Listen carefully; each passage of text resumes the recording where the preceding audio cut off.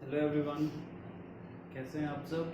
Last lecture अपन ने Bohr's model complete कर लिया था। अभी उसके बाद जो अपन को पढ़ना है, बीच में मैंने आपको एक इम्पॉर्टेंट चीज़, मैंने आप लोगों को क्लासरूम पे एक पीडीएफ सेंड किया है। वो पीडीएफ अपनी बुकलेट है पेज की, ठीक है। तो उसमें मैंने पहली एक्सरसाइज आपको होमवर्क दी थी, यानी ऑब्जेक्टिव क्वेश्चंस थे जो आपको सॉल्व करने थे। तो अभी तक मुझसे किसी ने कोई डाउट तो पूछा नहीं है। मेरे हिसाब से अभी तक आप लोगों ने टच भी नहीं किया उसे, तो ऐसा मत कीजिए। ऑब्जेक्टिव उसमें आप जाके देखेंगे तो आपको वहाँ पे मिल जाएगा। और अगर आप लोगों को डिफ़िकल्टी लगती है तो मेरे को बोलिए, मैं स्क्रीनशॉट निकाल के देता। बट मेरे हिसाब से आप लोग इतने समझदार हो कि बुकलेट में आप ढूंढ लोगे ऑब्जेक्टिव कहाँ पे है। तो वो क्वेश्चंस आप लोग कर लीजिए और उससे रिगार्डिंग जो भी डाउट है वो आप कम से कम लेवल 1 ऑब्जेक्टिव तो कीजिए। 1 से 30 तो दिए थे, ज़्यादा क्वेश्चन थोड़ी नहीं दिए थे मैंने आपको। तो भाई जितने लोगों ने नहीं किया है वो आज इस वीडियो लेक्चर को देखने के बाद सबसे पहले वो पीडीएफ उठाना। इसीलिए मैंने आपको क्वेश्चंस नहीं दिए कि अब अपन अपनी बुकलेट सॉल्व करेंगे जो एक्चुअल में जेई लेवल पे है। तो भैया कर लो, ठीक। चलिए आज अपन कंटिन्यू करते हैं। मैंने आपको बता दिया था कि आगे आगे एक्सप्लेन किया गया है कि इलेक्ट्रॉन दो नेचर कंटेन करता है, particle as well as wave. तो अपन अब जो बात करने जा रहे हैं वो किस नेचर की है, वो वेव नेचर की है, ठीक है। तो वेव नेचर की बात जब करने जा रहे हैं तो देखिए,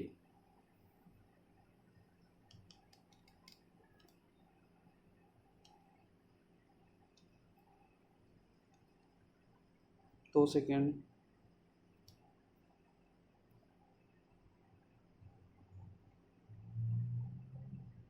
तो आज अपन जो बात करने जा रहे हैं वो किसकी बात करने जा रहे हैं, वेव नेचर की। तो वेव नेचर के लिए मैंने आपको बताया था कि एक लॉ आई थी, एक एक्सपेरिमेंट था, क्या बोल सकते हो, किसी ने अपने थॉट रखे थे। तो सबसे पहले जो था वो था डुअल नेचर ऑफ मैटर, ठीक है। तो सबसे पहले अपन हेड डालते हैं, डुअल नेचर ऑफ मैटर। तो डुअल नेचर ऑफ मैटर का मतलब क्या है, मैंने आपको बताया था कि मैटर के पास दो टाइप के नेचर होते हैं। एक पार्टिकल, मैंने एग्जांपल लिया था एक सर्कुलर पाथ वाला, बोला था कि अगर मैं जा रहा हूँ तो मैं ऐसे ही जाऊंगा, वेव की तरह नहीं जाऊंगा। तो वही है, यानी एक सर्कुलर पाथ पे एक तो आप जा रहे हो वो नेचर होता है, उसे बोलते हैं पार्टिकल, और एक वेव की तरह नेचर होता है, उसे बोलते हैं वेव नेचर, ठीक है। तो डुअल नेचर ऑफ मैटर का मतलब यही है कि मैटर के दो नेचर कौन कौन से हैं, ठीक है। अब सबसे पहले इसको जो डिफाइन करने वाले थे वो थे, डुअल नेचर ऑफ मैटर को सबसे पहले डिफाइन करने वाले आपके डी ब्रोगली। तो D Broglie's concept, D Broglie's concept क्या था वो अपन, तो डी ब्रोगली ने इलेक्ट्रॉन के वेव नेचर को एक्सप्लेन करने की पहली कोशिश की थी। वैसे तो ये सारी चीजें स्टडी में थी कि भाई हाँ इलेक्ट्रॉन एक दूसरा नेचर कंटेन करता है, वेव नेचर, लेकिन बोहर ने इसके बारे में बात नहीं की। तो इसके बारे में बात किसने की, डी ब्रोगली ने। उसने क्या बोला, electron can move as particle as well as wave, electron can move as particle as well as wave, ठीक। तो इसने सीधी सी बात क्या बोली कि इलेक्ट्रॉन वेव की तरह भी मूव कर सकता है एंड पार्टिकल की तरह भी मूव कर सकता है। अब इसने जो दो चीजें बोली, तो इसने किसी भी इलेक्ट्रॉन के दो नेचर बताया, पार्टिकल नेचर और एक बताया वेव नेचर, यही दो नेचर बताया। तो अपन यहाँ से डिफाइन करेंगे इसका डेरिवेशन कि इसका मतलब क्या था पार्टिकल नेचर। देखिए सिंपल सी बात है, इलेक्ट्रॉन के पास दोनों नेचर होते हैं। बोहर ने सिर्फ उसके पार्टिकल नेचर पे सारी चीजों को डिफाइन किया, लेकिन डी ब्रोगली ने बोला कि electron can move as particle, electron particle की तरह तो मूव कर ही सकता है, लेकिन साथ ही वेव की तरह भी मूव कर सकता है, और उसने इस चीज को प्रूव करके दिया है, ठीक। तो सिंपल सी बात है। पार्टिकल नेचर की बात करें तो पार्टिकल नेचर दिया था आइंस्टाइन ने, कैसे, E is equal to mc²। ये आपका होता है पार्टिकल नेचर किसी भी मैटर का जिसके पास मास हो, ठीक है। और वेव नेचर डिफाइन किया था E is equal to h। Planck's theory. Planck's theory से जो एनर्जी देखते हैं E is equal to h mu, वो होता है वेव नेचर, यानी जो फोटोन वगैरह आते हैं। तो इसका मतलब डी ब्रॉगली ने इन दो इक्वेशन से अपने लॉ को सेटिस्फाई किया। तो अपन इन्हीं दो इक्वेशन को उठा के बात करने वाले हैं। तो पार्टिकल नेचर दिया था आइंस्टाइन ने, E is equal to mc square, और वेव नेचर देने वाले थे प्लैंक्स, जिन्होंने दिया था E is equal to h nu. तो h न्यू और E is equal to mc square, इससे इसका डेरिवेशन कंप्लीट होगा।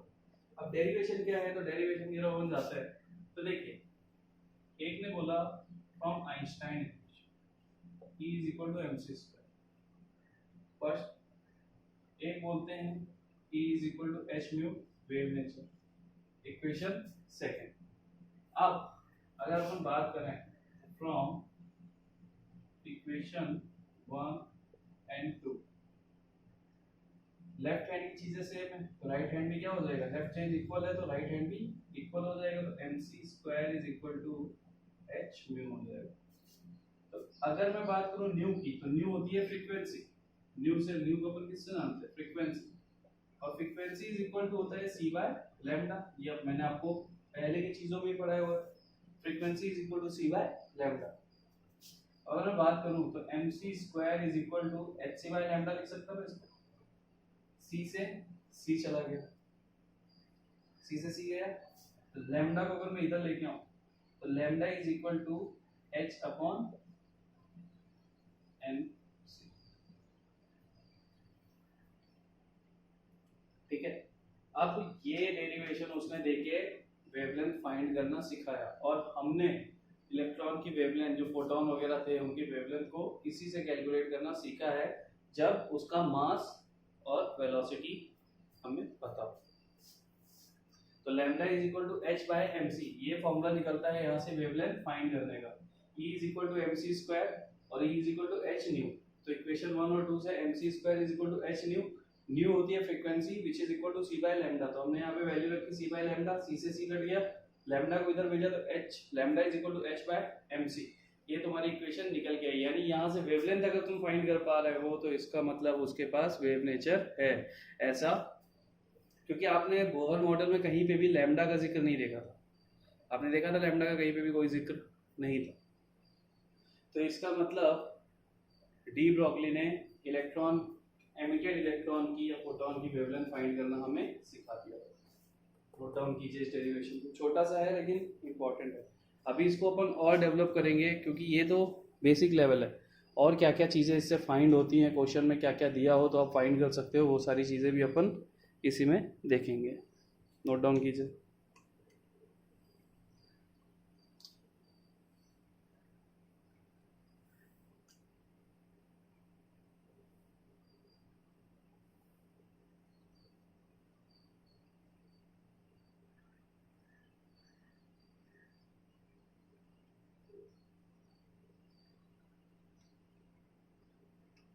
पूरी इक्वेशन को आप लोग लिख लीजिए। अब अपन वेव नेचर को पढ़ने जा रहे हैं तो आप लोग पूरी इक्वेशन लिख डालिए।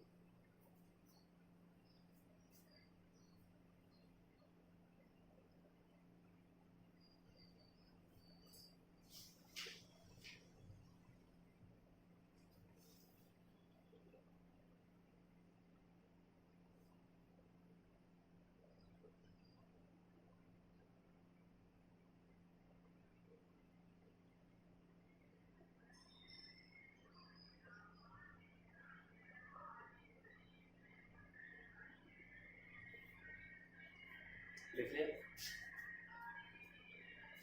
चलिए अब देखिए इस इक्वेशन को और कैसे कन्वर्ट कर सकते हैं। तो अगर आप लैम्डा फाइंड कर पा रहे हो, इसका मतलब उसके पास वेव नेचर है ना, वेव है तभी तो उसकी वेवलेंथ है, वरना लैम्डा कैसे फाइंड हो सकता था। चलिए आगे देखिए। अब देखिए एक कॉन्सेप्ट होता है जिसे अपन बोलते हैं मोमेंटम। फिजिक्स में आपने इसको जरूर सुना होगा। और मोमेंटम किसके इक्वल होता है,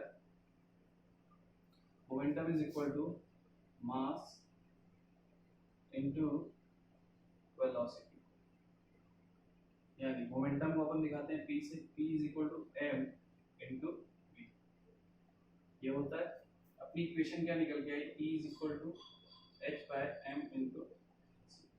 अब अपन वेव नेचर पढ़ रहे हैं इसलिए वेलोसिटी को अपन c लिख रहे हैं, और अगर अपन पार्टिकल नेचर पढ़ते तो v लिखते। तो E is equal to lambda is equal to h by m c, तो लैम्डा इज इक्वल टू क्या h बाय p हो सकता है। अगर मैं मास इनटू वेलोसिटी की जगह मोमेंटम रख दूं तो आ सकता है कि wavelength is equal to the ratio of Planck's constant to the momentum. यहाँ से एक नया फॉर्मूला डेवलप होता है जिससे आप मोमेंटम भी फाइंड कर सकते हो। अगर क्वेश्चन में मोमेंटम दिया और वेवलेंथ पूछ रहा है तो आप डायरेक्टली इस फॉर्मूले को यूज कर सकते हो। सपोज आपको मास और वेलोसिटी दे रहा है, मोमेंटम पूछ रहा है, तो आप इस फॉर्मूले को यूज कर सकते हो। तो ये फॉर्मूलाज आपको छोटे छोटे यूज हो सकते हैं जब आप क्वेश्चंस करोगे, तो नोट डाउन कीजिए इसको भी मोमेंटम के फॉर्म में। फिर आगे चलते हैं और कन्वर्ट करते हैं इक्वेशन को, यानी हर टाइप से कन्वर्ट करेंगे जिससे हमारे क्वेश्चंस इजी हो जाएं। अभी काइनेटिक एनर्जी से भी कन्वर्ट होगा ये, तो करते हैं अपन कन्वर्ट इसको आगे। और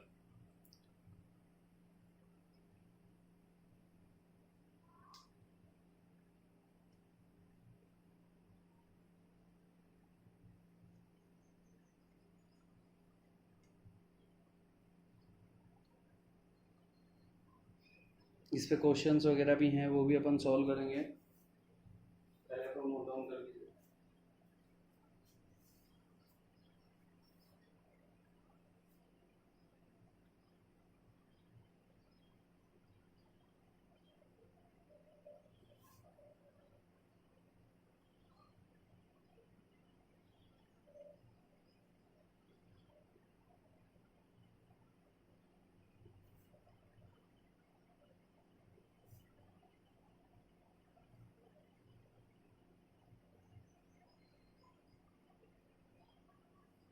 लिख लिया, पढ़ा दो इसे।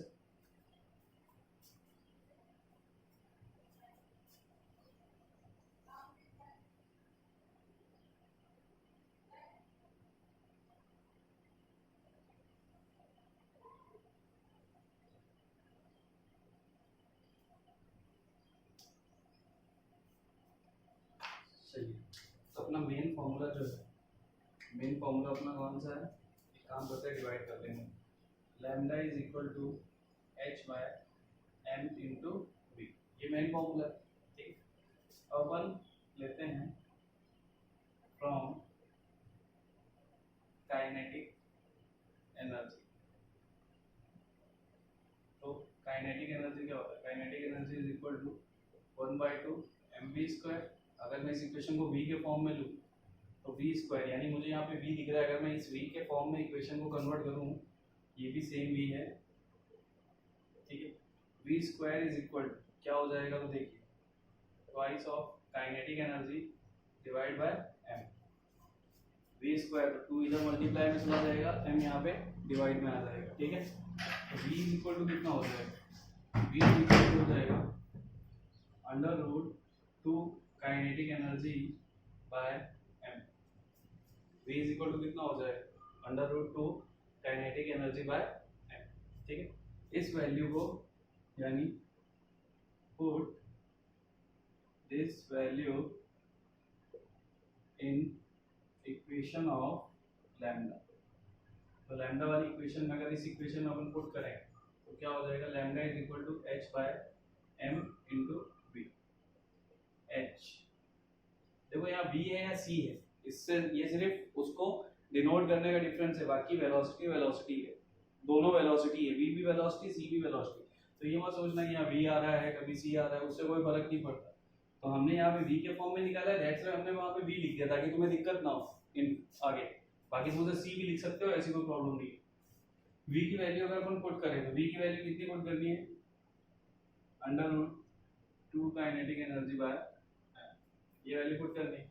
अब देखो अगर इसे कट किया जाए तो √m से m कट हो सकता है, यानी अगर मैं इस m को चाहूँ, क्या मैं इस m को √m इंटू √m लिख सकता, इस m को मैं √m इंटू √m लिख सकता, और 2 काइनेटिक एनर्जी अपॉन √m तो है ही, तो ये m से क्या एक √m कट हो जाता, फाइनली क्या बचता h upon √2 into kinetic energy into mass. यानी कि ये एक और फॉर्मूला आ गया तुम्हारा जिससे तुम क्वेश्चन सॉल्व कर सकते हो। अगर तुम्हें कोई पार्टिकल दे रहा है और उसकी काइनेटिक एनर्जी दे रहा है और उसका मास दे रहा है, तो तुम एक और इक्वेशन लगा के यहाँ से लैम्डा फाइंड कर सकते हो। फिर से मैं समझा देता। देखिए भाई, lambda is equal to h by m v मैंने लिखा। अब वी लिखो या सी मैंने बोला है, कोई बड़ी बात नहीं है, कोई डिफरेंस नहीं है। ठीक है, तो मैंने यहाँ पे वी लिखा हुआ। अब वी लिख दिया, lambda is equal to h by m v.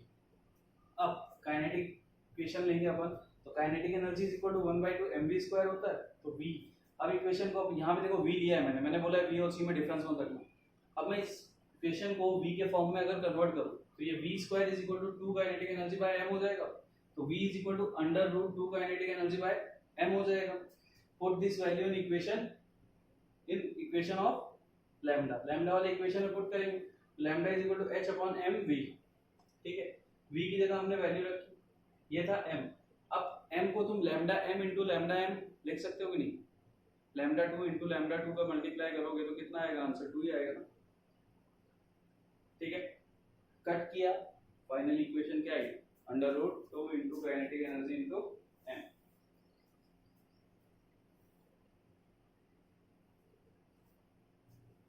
अब इक्वेशन को और भी चेंज कर सकते हैं, एक लास्ट फॉर्मूला। ठीक है, तो ये जितना भी कन्वर्जन आप सीख रहे हो, ये सारे फॉर्मूलाज आप लोग अंडरलाइन कर लेना, बॉक्स में पैक कर लेना और समझ जाना कि किस चीज को कहाँ लिखना है। सारी चीजों के मतलब पता होने चाहिए आपको, कौन सी चीज क्या है। m मास, k kinetic energy, h Planck's constant जो कि कांस्टेंट वैल्यू है, h, ठीक है, और लैम्डा वेवलेंथ। अब एक फॉर्मूला और कन्वर्ट हो सकता है, वो क्या है? तो देखो, काइनेटिक एनर्जी जो होता है वो इक्वल टू होता है चार्ज इनटू पोटेंशियल डिफरेंस। ये काइनेटिक एनर्जी का फॉर्मूला है। तो kinetic energy is equal to अपन क्या बोल सकते हैं? चार्ज होता है E, पोटेंशियल डिफरेंस को अपन लिखते हैं कैपिटल P। तो चार्ज काइनेटिक एनर्जी हो गया। तो ये काइनेटिक एनर्जी का एक नया फॉर्मूला है, kinetic energy is equal to charge into potential difference. ठीक, अब इस काइनेटिक एनर्जी को पुट इन इक्वेशन। तो इक्वेशन अपनी फाइनली क्या आई थी? Lambda is equal to h upon √2 into kinetic energy into m। Kinetic energy है, हमको ये वैल्यू पुट करनी है, तो lambda is equal to h upon √2 into charge into potential difference capital V into m। तो अगर आपको क्वेश्चन में चार्ज और पोटेंशियल डिफरेंस जैसी कोई चीज अगर आपको मिल जाती है तो आप वहां पे ये फॉर्मूला यूज करोगे।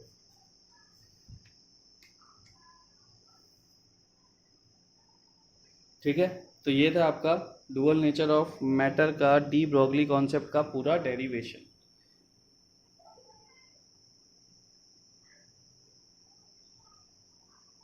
अब अपन करेंगे इससे रिलेटेड कुछ क्वेश्चंस और देखेंगे कि क्वेश्चंस कैसे सॉल्व हो रहे हैं और क्या क्या डाटा दिया हुआ है।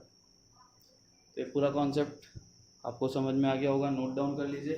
हर फॉर्मूले को अलग अलग डिफाइन किया जा सकता है। फिर से बता देता, इस फॉर्मूले से मैंने आपको क्या क्या कैलकुलेट करना सिखाया, लिख लीजिए, फिर मैं इसको रफ करके बता देता क्या क्या कैलकुलेट कर सकते हैं।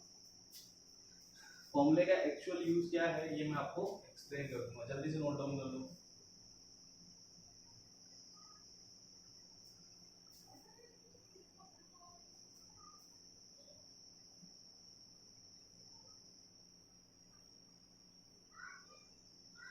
यानी कि अगर क्वेश्चन में आपको क्या क्या गिवन हो, एक बार के लिए मैं सारी चीजें लिखूंगा, उनमें से कोई भी चीजें, एक चीज को छोड़ के बाकी सब गिवन होगा।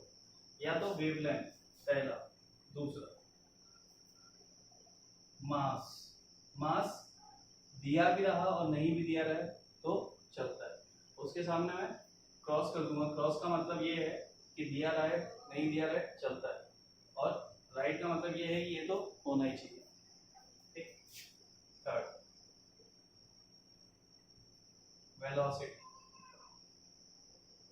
फोर्थ काइनेटिक एनर्जी, फिफ्थ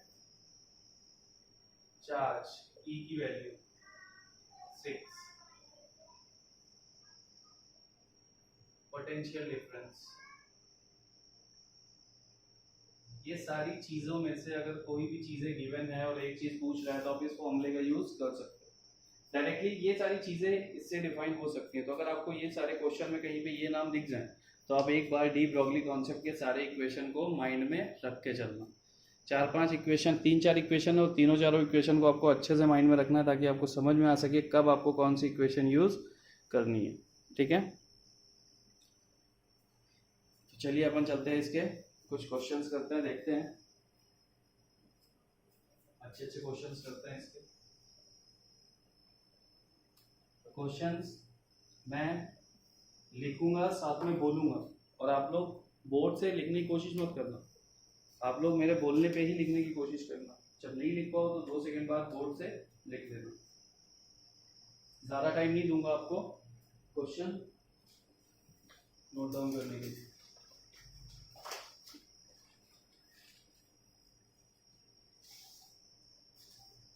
चलिए क्वेश्चन नंबर 1 लेते हैं हम। एक चीज और ध्यान रखिए, अगर आपसे कहीं पे एक कॉन्सेप्ट पूछ ले नंबर ऑफ वेव्स, इसको नोट लगा कहीं लिख लीजिए, number of waves in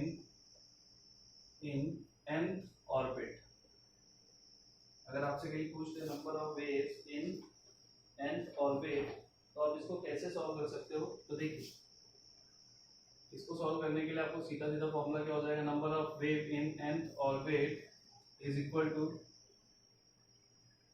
circumference, ठीक है, is equal to circumference upon wavelength, यानी कि ये होता है फॉर्मूला। इसको आप यूज करके सॉल्व कर सकते हो। सर्कमफेरेंस ऑफ द ऑर्बिट, तो ऑर्बिट कैसा है, एक सर्कुलर पाथ है, तो आप सबको पता है इसका सर्कमफेरेंस कितना होगा, 2πr, 2πr by lambda.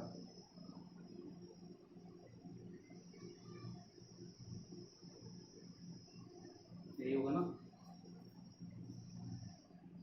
2πr by lambda, यही होगा। अब 2πr by lambda, 2πr lambda क्या होता है, h upon m into we, तो क्या हो जाएगा 2πm we are upon h, यही होगा। तो nth ऑर्बिट के लिए क्या हो जाएगा, nth ऑर्बिट के लिए हो जाएगा, यानी कि इसको सॉल्व करोगे तो आपका n निकल आएगा।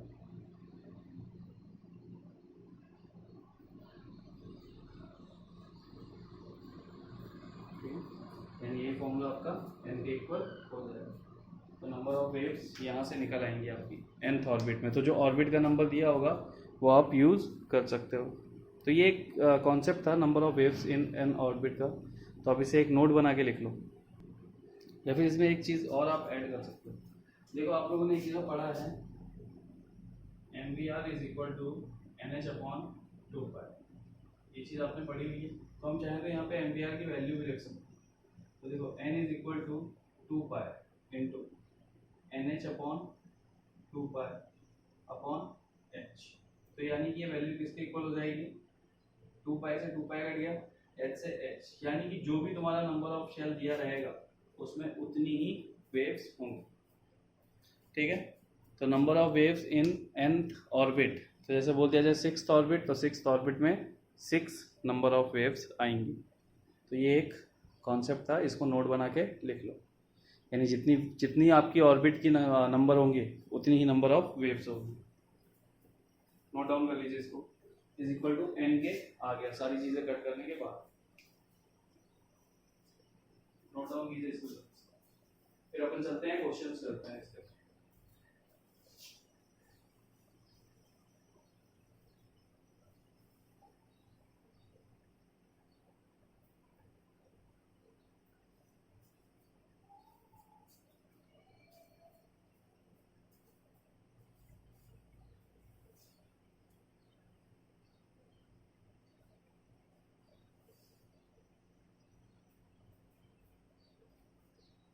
Okay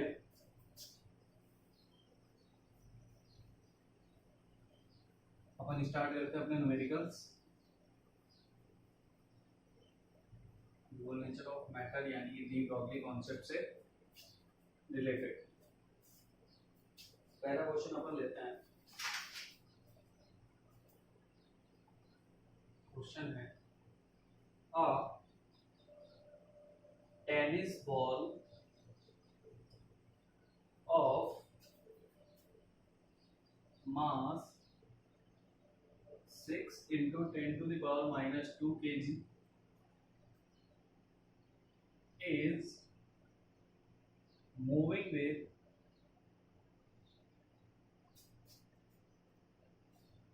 a speed of 62 meter per second. Calculate the wavelength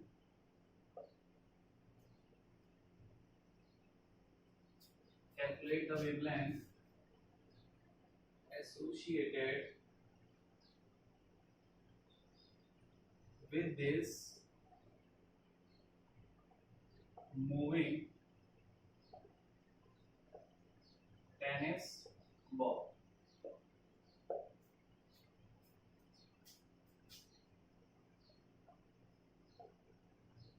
Will the movement of this ball exhibit a wave character? ये अपना हो गया क्वेश्चन नोट डाउन। ठीक है, जिन्होंने नहीं लिखा है उनके पास टाइम था, मैंने बोला था कि साथ साथ में लिखते हुए चलना, तो आपने नहीं लिखा है। चलिए इसे सॉल्व करते हैं। आप लोग बाद में वीडियो पॉज करके लिख लेना, नहीं तो बैग जाके आप लोग लिख लेना। चलिए क्वेश्चन सॉल्व करते हैं। क्वेश्चन क्या था अपना, a tennis ball of mass 6 into 10 to the power minus 2 kg। m दिया हुआ है भाई 6 into 10 to the power minus 2 kg। ठीक है, is moving with a speed of, speed v दिया हुआ है 62 metre per second. Calculate the wavelength associated with this moving tennis ball. Will the movement of this ball exhibit a wave character? ठीक है भाई, lambda is equal to h by mv होता है भाई। हमने डी ब्रॉगली कॉन्सेप्ट से क्या पढ़ा, lambda wavelength is equal to Planck's constant upon mass into velocity या फिर मोमेंटम, यही पढ़ा हमने। अब यहाँ पे आप सारी वैल्यूज रख दो। देखो मैं आपको यहाँ पे एक चीज बता देता कि आपकी जो h की वैल्यू यहाँ पे आपको लेनी है, तो h अगर आप यहाँ पे लेते हो तो 6.626 into 10 to the power minus 34 kilogram metre square second inverse में लेना। ये h की एक दूसरी वैल्यू होती है, kilogram metre square second inverse. तो इस वैल्यू, इस फॉर्मेट में आपको वैल्यू लेनी है।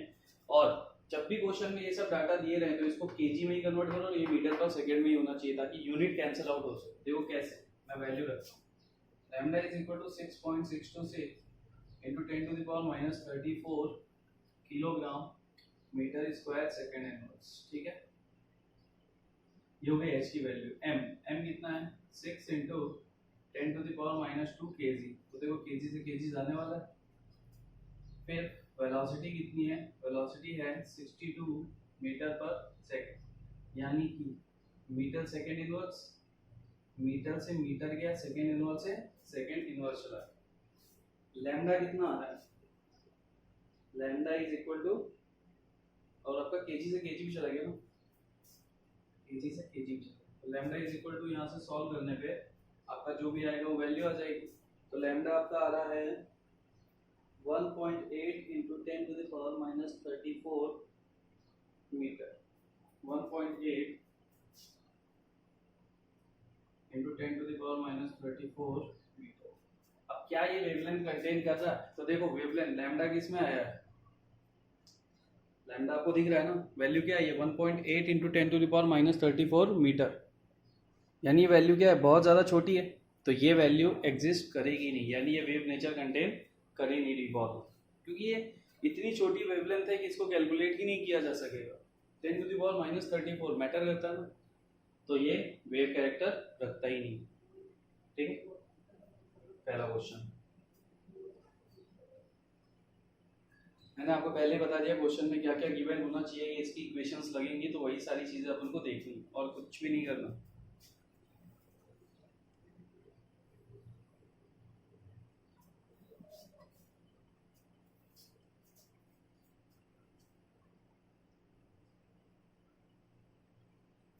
हटा दो इसे, इजी क्वेश्चन था, सारी चीजें गिवन थी, सिर्फ हमने रखा है एच की यूनिट मैंने आपको भी वापस से बता दी, kilogram metre square second inverse. यही वैल्यू आप लोग पुट करोगे इस पूरी डी ब्रॉगली कॉन्सेप्ट में, क्योंकि यूनिट कट करके हमें जो भी आंसर लाना है वो यूनिट कट होने के लिए उसको आप लोग आप जूल सेकंड में नहीं रखोगे, आप किलोग्राम मीटर स्क्वायर सेकंड में रखोगे। जहाँ पे जूल की रिक्वायरमेंट होगी वहाँ जूल पे यूनिट रखी जाती है, जहाँ पे किलोग्राम मीटर स्क्वायर सेकंड की यूनिट होगी वहाँ पे किलोग्राम रखी जाती है। ठीक है, सेकंड क्वेश्चन करें। सेकंड क्वेश्चन है,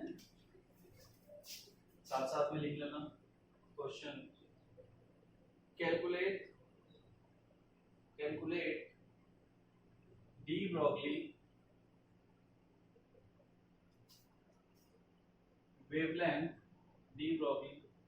wavelength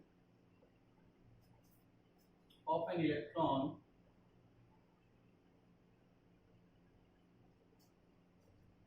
जिसका मास दिया हुआ है 9.1 into 10 to the power minus 31 kg। ठीक है, मास है ये इज इक्वल टू m, और क्या दिया हुआ है, moving at 1% speed of light।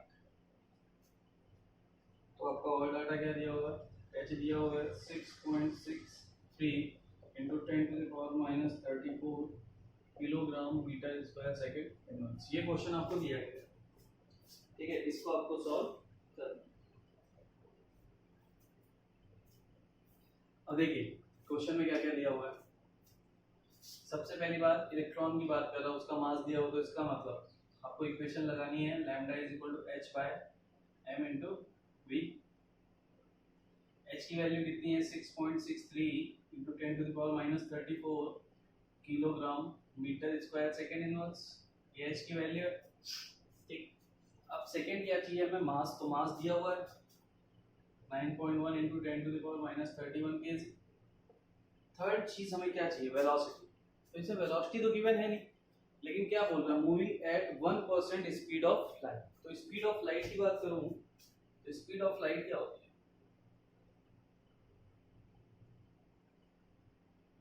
3.08 into 10 to the power 8 metre per second, यही होती है।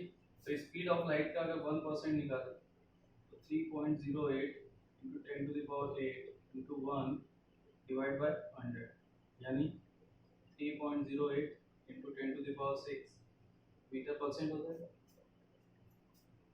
हो जाएगा कि नहीं हो जाएगा, 1% अगर अपन को निकालना है तो।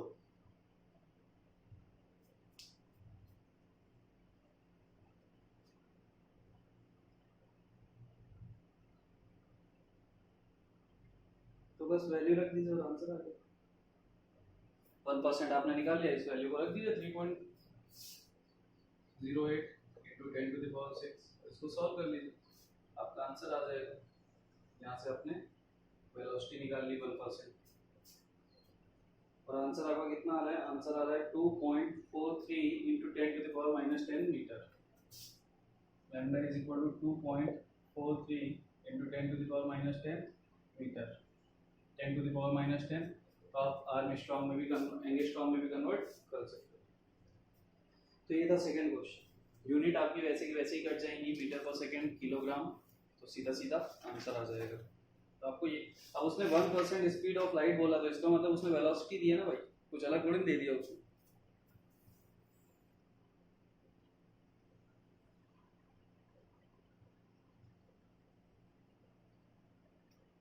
चलिए नेक्स्ट क्वेश्चन देखते हैं, बहुत इजी क्वेश्चन है, करा देता हूँ।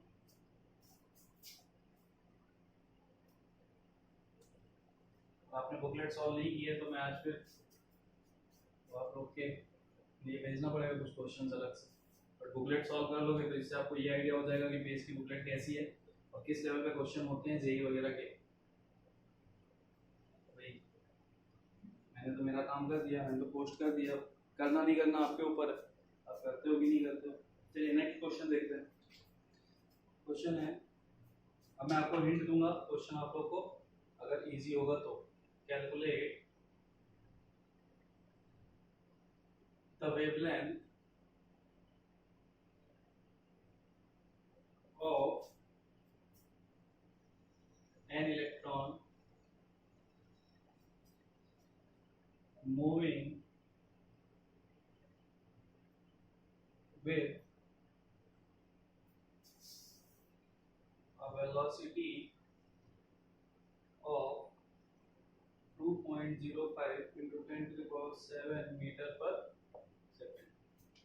Calculate the wavelength of an electron moving velocity, ठीक है, क्या दिया हुआ है, v दिया हुआ है, बात हो रही है इलेक्ट्रॉन की, तो इलेक्ट्रॉन का मास एक कांस्टेंट वैल्यू है कि नहीं है, तो वेवलेंथ फाइंड कर सकते हैं ना, lambda is equal to h upon m into we.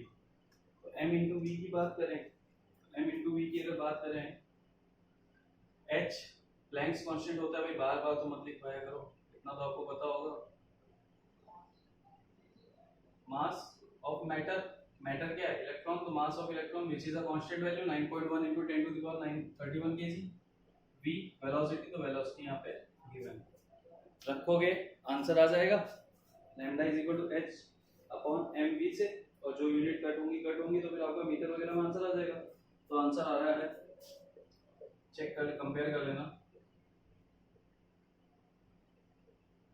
-11 metre, ये आपका आंसर है। लैम्डा यहाँ से इतना आ जाएगा जो गिवन डाटा आपका है। नोट डाउन कर लीजिए, नेक्स्ट क्वेश्चन की तरफ चलते हैं।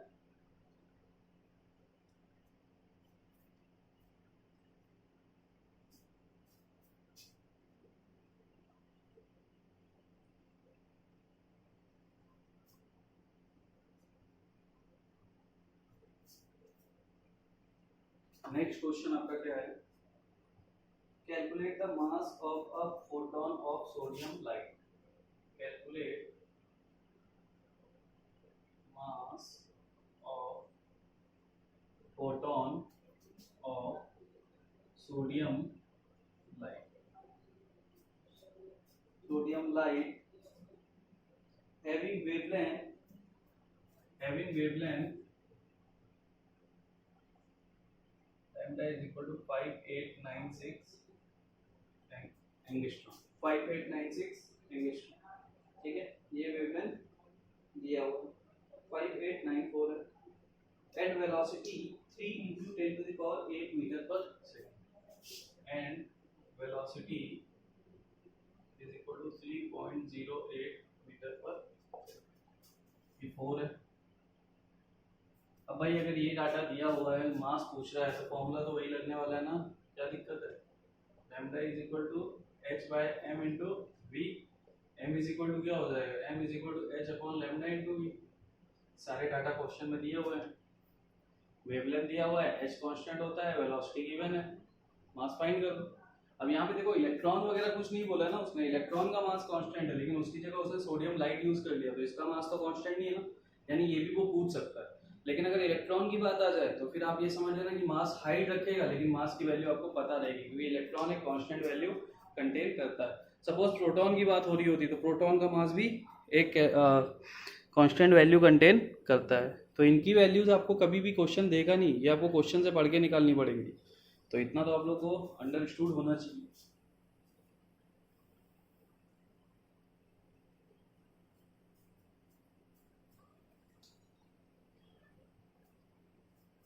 आज का ये कॉन्सेप्ट है डी ब्रोगली कॉन्सेप्ट, अच्छा कॉन्सेप्ट है, इस पे जितने क्वेश्चन अपन कर सकते हैं सारे कॉन्सेप्ट पे क्वेश्चन करेंगे।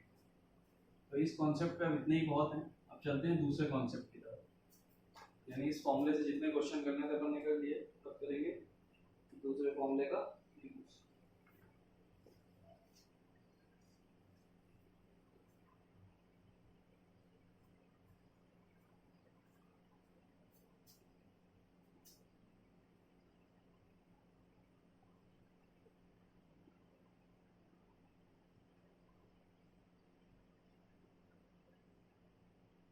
चलिए कौन सा क्वेश्चन किया था? हाँ, to particles A and B are in motion. Are in motion. If the wavelength,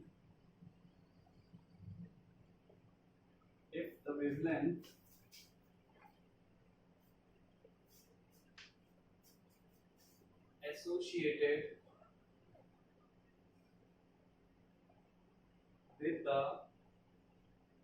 particle A and B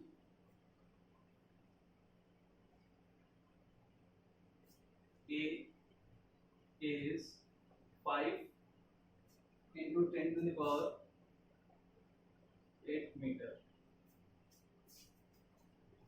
Calculate the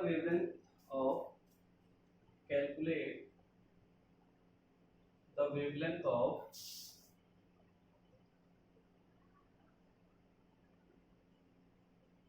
particle B. Calculate the wavelength of particle B if its momentum is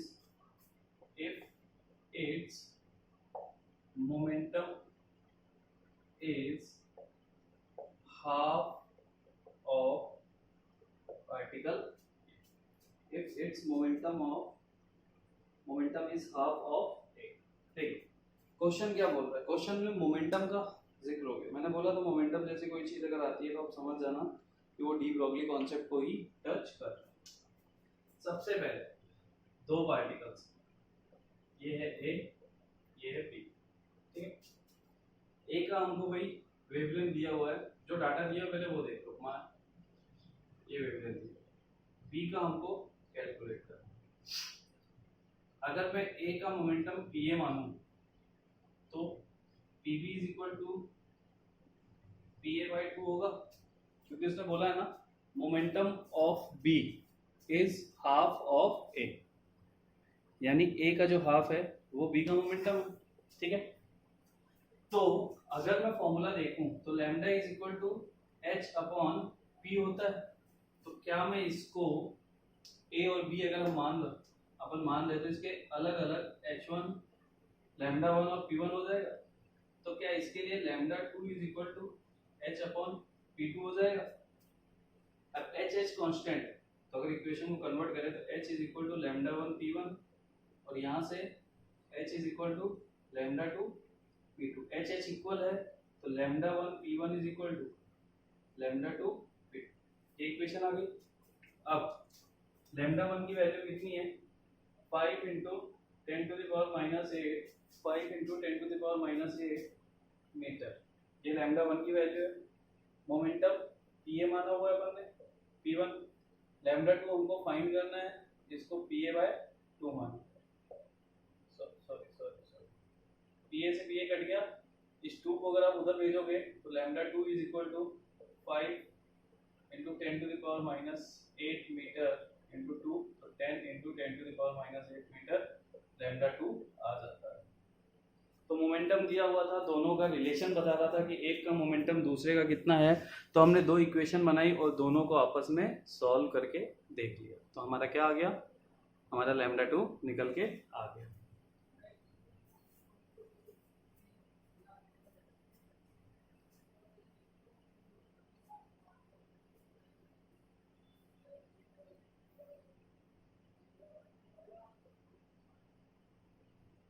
चलते हैं next question की तरफ, जो थोड़ा सा change हो question, और कुछ अलग चीजें पूछी जाए।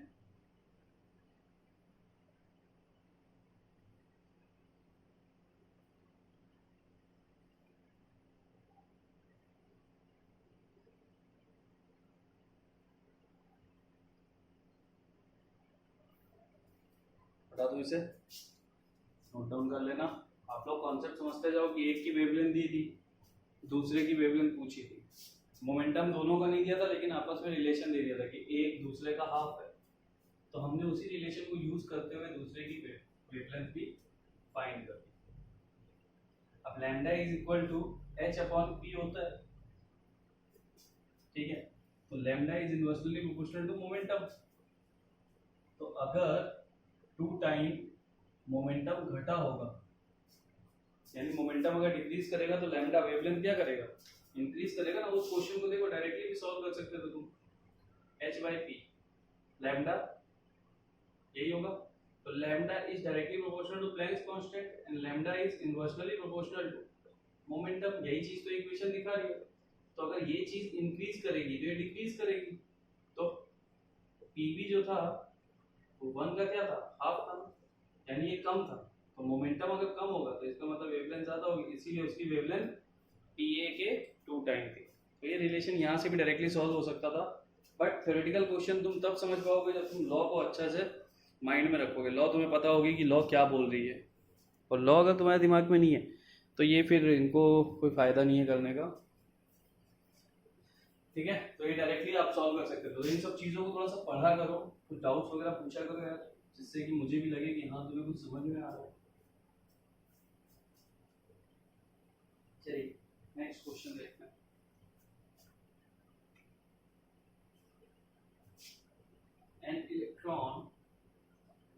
An electron is moving with a kinetic energy of 2.275 into 10 to the power minus 25 joule, ठीक है। कैलकुलेट its de Broglie's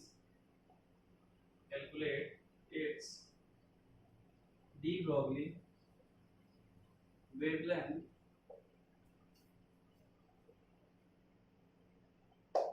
ये हमसे उसने क्वेश्चन देके पूछा।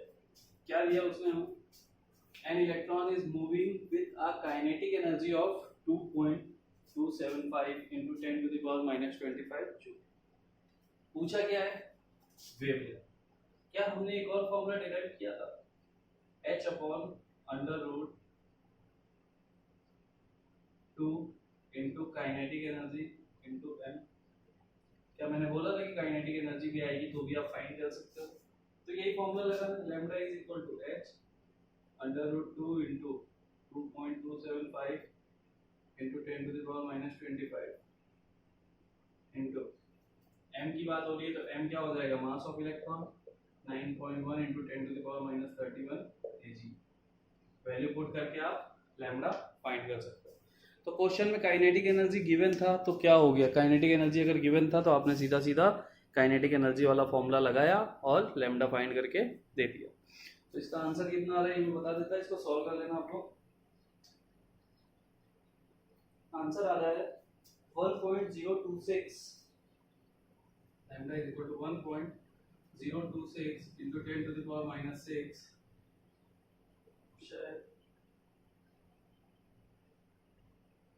मीटर, ये आंसर है। एंड इसको सॉल्व करोगे तो आपका इतना आंसर आ जाएगा। अब यार देखो मेथड में तुम्हें समझा रहा हूँ, कैलकुलेशन तुम्हें थोड़ी सी प्रैक्टिस करके रखना होगा, कैलकुलेशन तुम्हें करना आना चाहिए, ठीक। अगर तुम्हें स्कोर करना ही सब्जेक्ट में तो तुम्हें दिक्कत कहाँ जाएगी यार, पैटर्न तो सीख ही लोगे, तुम्हें दिक्कत कहाँ जाएगी कैलकुलेशन में ना। तो तुम अपना कैलकुलेशन स्ट्रांग रखो, कैलकुलेशन के साथ कॉम्प्रोमाइज नहीं।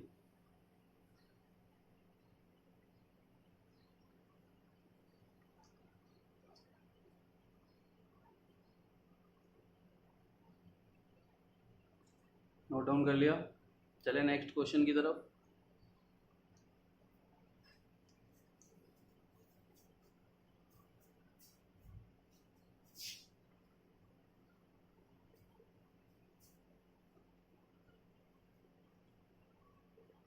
देखिए इसमें सारे फॉर्मूले में यूज करवा दूंगा आपको, और आज कुछ क्वेश्चंस भी।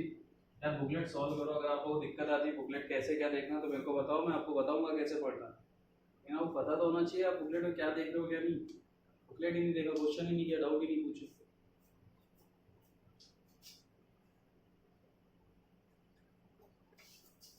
चलिए नेक्स्ट क्वेश्चन करते हैं।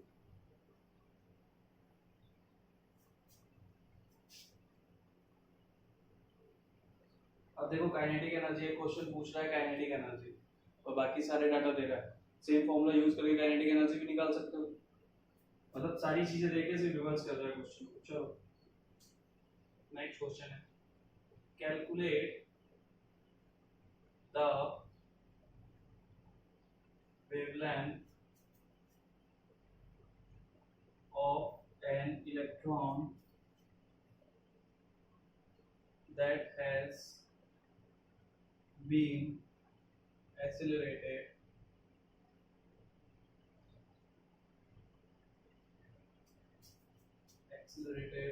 in a particular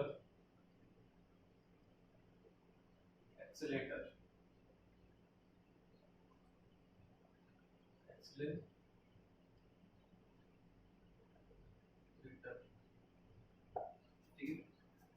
through a potential difference of through a potential, अब देखो potential difference नई चीज आने लगी, potential difference of 100 million volt. 1 electron volt is equal to 1.6 into 10 to the power minus 19 coulomb. ये चीज मैं आपको पहले भी ये कन्वर्जन लिखवा चुका हूँ, ठीक है। प्लैंक्स कांस्टेंट दिया हुआ, मास ऑफ इलेक्ट्रॉन दिया हुआ। चलिए भाई क्वेश्चन सॉल्व करते हैं अपन। अब इस क्वेश्चन को अगर अपन को सॉल्व करना है तो कैसे सॉल्व करेंगे? सिंपल सी बात है, आप डाटा देते बैठे हैं। पूछा क्या उसने? लैम्डा, ठीक है। पोटेंशियल डिफरेंस दिया हुआ है 100 मिलियन वोल्ट। बात कर रहा है इलेक्ट्रॉन की, तो उसका मास भी आपको पता है। तो अब चाहिए क्या? सारे डाटा तो आपके पास है, पोटेंशियल डिफरेंस है, ई है, चार्ज है आपके पास, सारा डाटा तो है। सिर्फ रखना है और क्या करना। यहाँ से देखो सीधा सीधा क्या करोगे, lambda is equal to h upon root 2 into charge into potential difference into m। ये फॉर्मूला था। h कितना होता है? 63 into 10 to the power minus 34 kilogram metre square second inverse upon root 2 into charge कितना होता है? 1 electron volt is equal to, एक electron की वो बात हो रही है तो इसका मतलब क्या है? चार्ज इतना ही होगा इंटू पोटेंशियल डिफरेंस कितना है? 100 मिलियन वोल्ट्स। उसके बाद m कितना है? 9.1 into 10 to the power minus 31 KV. ये सारे डाटा तुम्हारे पास हैं। अब इन सारे डाटा को तुमने पुट किया है, पुट करने के बाद सॉल्व करोगे, तुम्हारा आंसर आ जाएगा। तो सारे डाटा तुमको गिवन है, तुम्हें फॉर्मूला सिर्फ चेंज करना है। तो मैंने बोला था कि पोटेंशियल डिफरेंस आ जाए तो तुम्हें कौन सा फॉर्मूला यूज करना है। सबसे लास्ट फॉर्मूला अपन ने इसी को डिराइव किया था।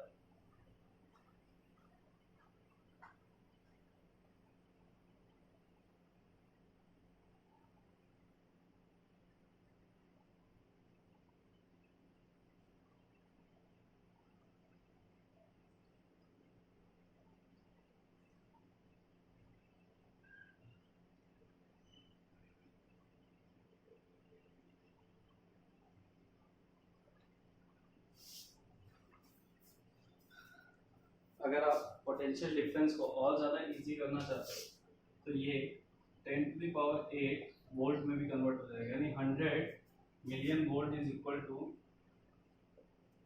10 टू द पावर 8 वोल्ट, ये हो जाएगा। आप और ज़्यादा इजी करके सारे डाटा रख के सॉल्व कर सकते हो। तो यहाँ से सॉल्व करोगे तो आपका लैम्डा निकल के आ जाएगा, ठीक है।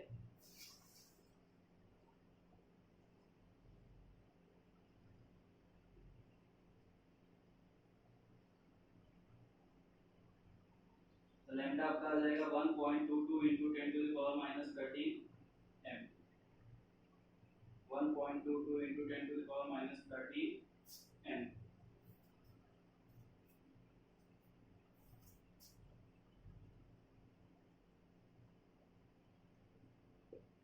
अब देखो जिसको यहाँ से डाउट आ रहा है, मेरे पास उसके लिए एक दूसरा भी टेक्निक है, दूसरा मेथड भी है। अगर यहाँ से ज़्यादा डिफिकल्टी लग रही है अंडर रूट वैल्यू कैलकुलेशन की, तो मैं आपको दूसरा पैटर्न दे देता हूँ, उससे सॉल्व कर लेना।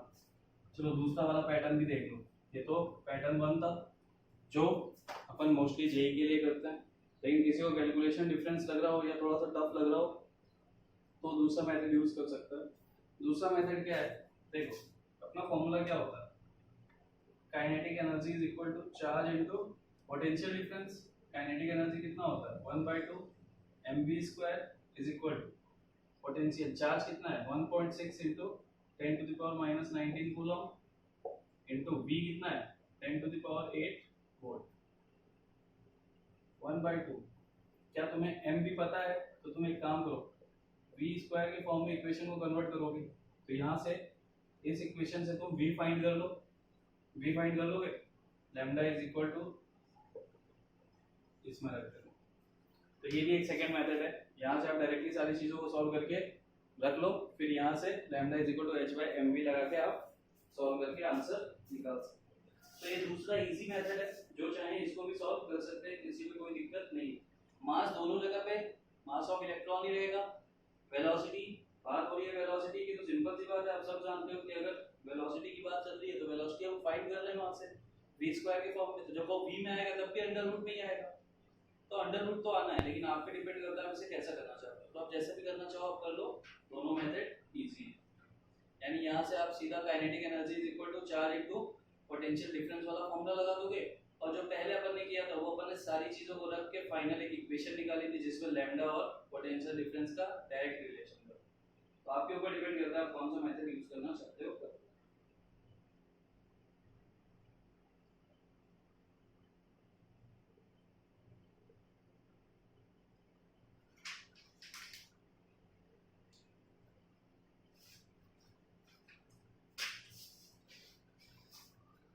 तो ये थे आपके आज सारे क्वेश्चंस डिफरेंट टाइप के, हर टाइप पे मैंने क्वेश्चंस करा दिए आपको, ठीक है।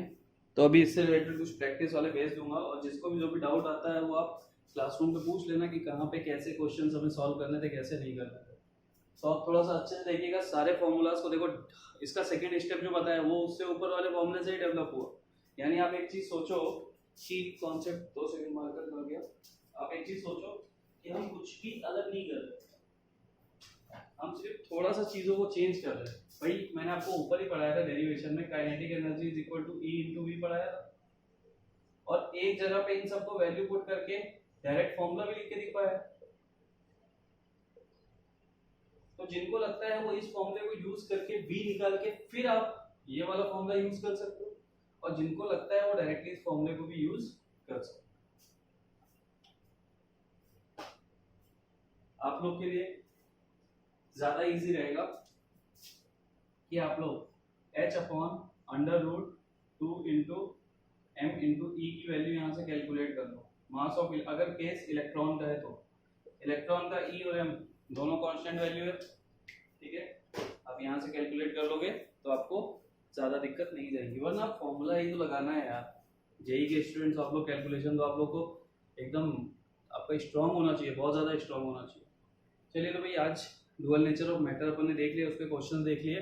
नेक्स्ट अपन पढ़ेंगे हाइजेनबर्ग्स इक्वेशन, ठीक है, और उसके बाद 2 या 4 या 5 लेक्चर बाद अपना ये टॉपिक खत्म हो जाएगा, फिर अपन सॉल्व करेंगे अपनी बुकलेट, ठीक है। तो आप लोग अच्छे से इन सारे क्वेश्चन को कर लेना। अभी मैं डाल देता हूँ क्लासरूम पे कुछ क्वेश्चन, उनको भी सॉल्व कर लेना। चलिए बाय बाय, टेक केयर।